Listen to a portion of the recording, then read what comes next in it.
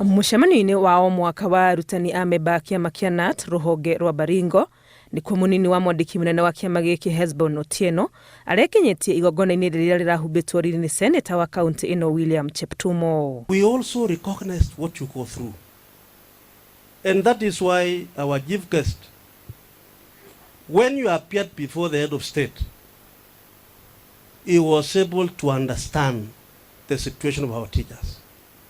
And that is why you were given that between 7 to 10% increment of your salary.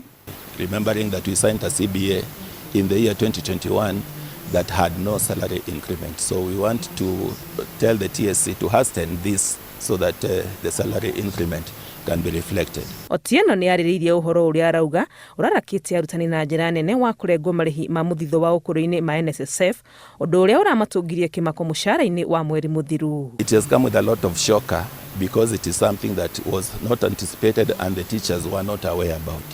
So any other person who wants to take money from the teacher's salary before it is discussed and talked about and the teachers understand the essence of that deduction should stop it.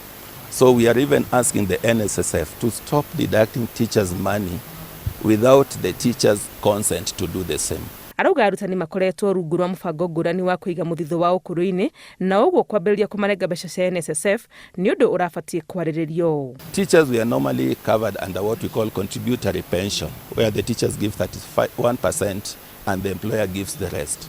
And that has always been reflected, and that is what we have been giving.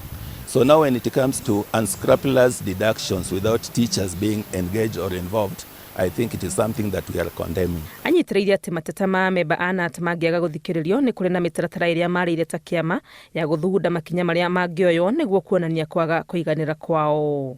Ngĩribotera Inooro TV, rĩtwa rĩakwa nĩ Wangui wa Mwangi.